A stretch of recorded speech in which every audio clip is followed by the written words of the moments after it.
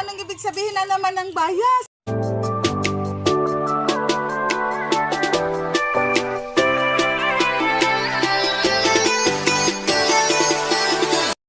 Hi guys! Welcome to my channel and this is my first time vlog and good morning, Anyhow! Ohayo gozaimasu, minasan! Mayong buntag! Annyeonghaseyo! I told you in my little paradise. Little paradise yun. Then I have here the tobacco plant, then elephant ears.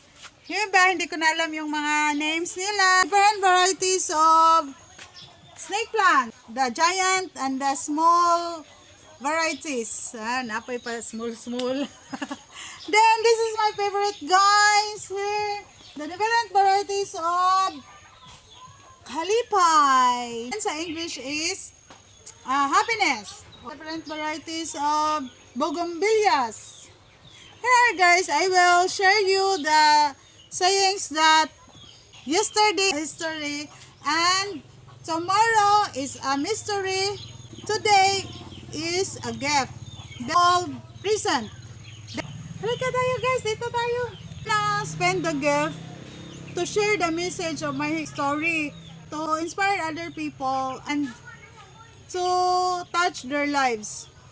Here are my second favorite aglaonimas, different varieties of different kinds of aglaonimas. Then here are bonsai. Yan, mga bonsai ko yan.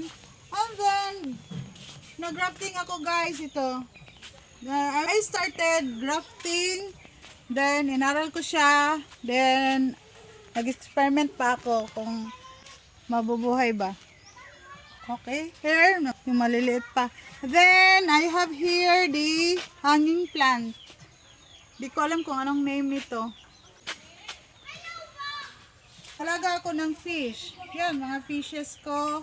Ito, mga bulaklak ko. Hindi ko alam ang mga names nito. Tapos ito, sa Bisaya nito, gabi-gabi.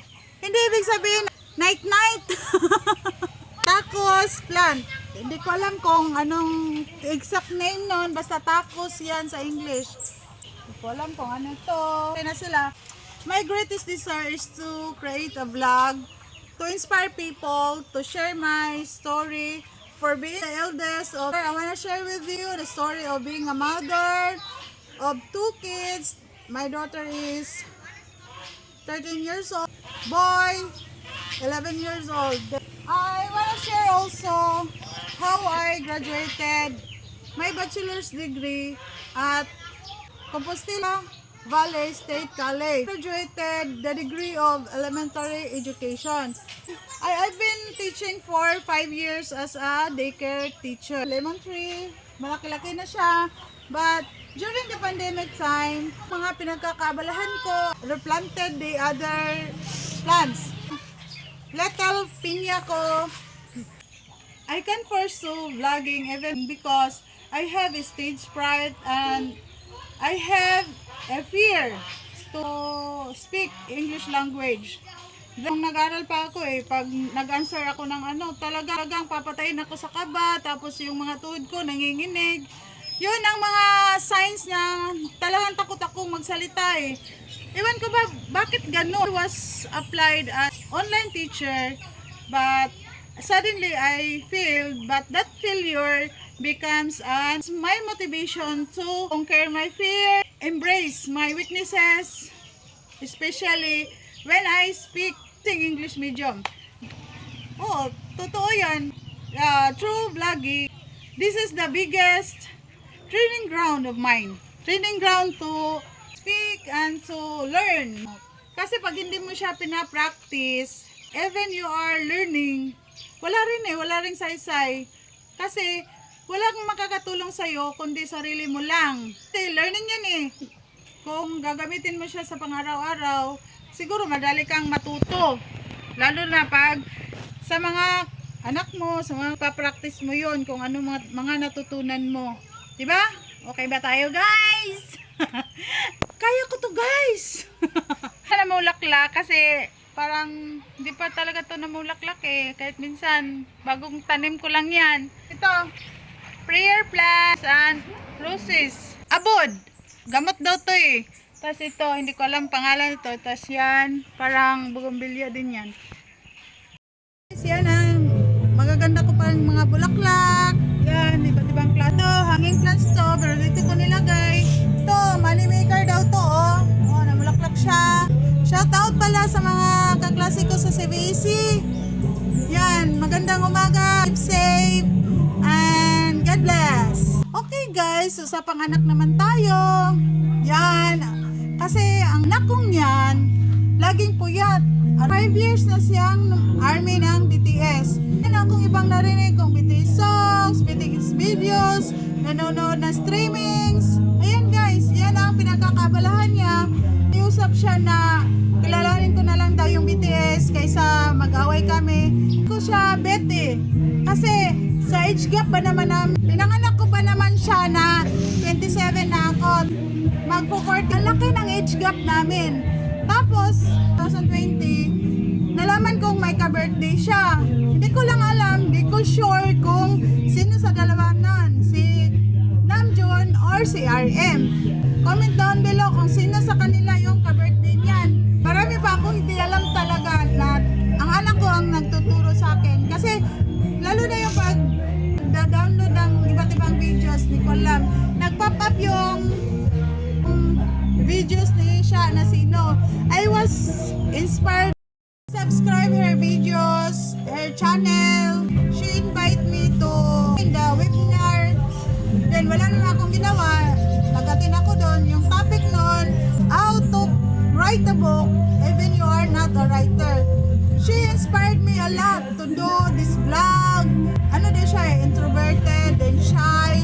Ako naman kabaliktaran. Ang sa akin lang witness ko, at to speak on stage, to speak in front of the people. Yun, parang papatayin na ako noon. Pinaperso ko tong vlog na to kasi yung anak ko, lagi, balik tayo sa anak guys.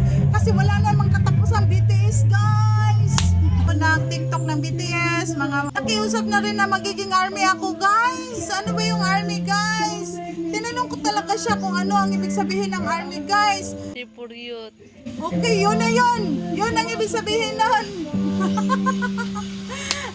Kasi hindi ko talaga alam yung ibig sabihin ng army. Akala ko army magdadala ng baril eh.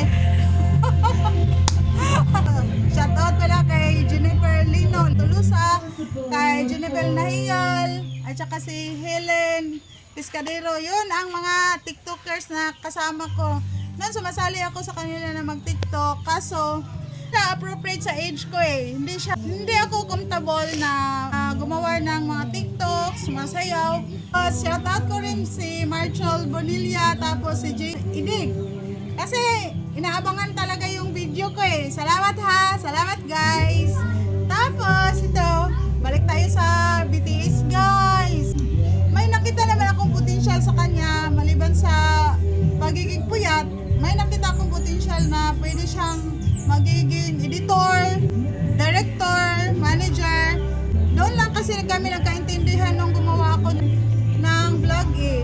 To have a bias. Naku! Hindi ko naman alam kung anong ibig sabihin na naman ng bias. Idol pala yun. BTS, bias. Oh. Tapos pinakilala sa akin para makapili ako ng bias. Ayun, may napili ako eh. Yung bias ko, char, parang bagets. May napili akong magiging bias kasi ulit ako sa story ng life niya. Sa 5 years na nagiging army siya, araw-araw parang narinig ko ng mga songs, mga videos. At saka ngayon, nag-aaral na ng Korean. Kung makasagot, naku, kino-Korean ako. Para ba naman timang, hindi ko siya naintindihan.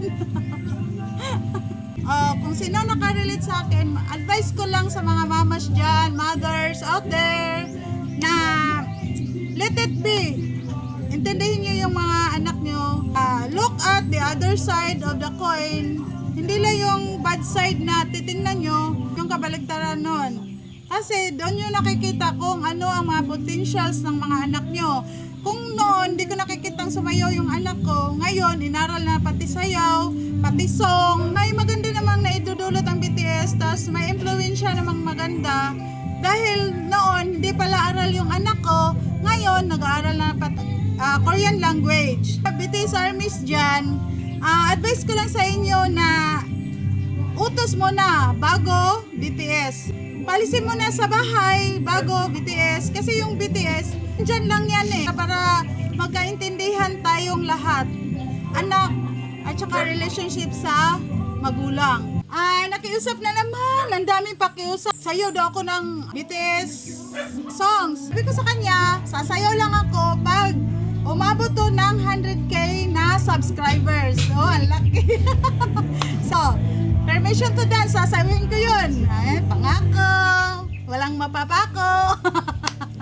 Itong vlog na to, hindi ko naman inaasahan na maging famous, kundi makatulong lang sa iba.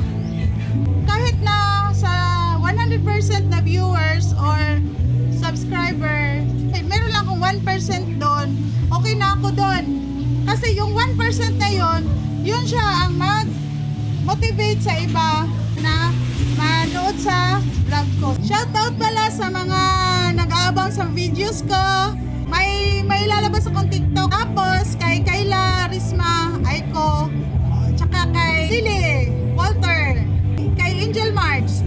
Maraming salamat sa panonood, guys. Keep safe.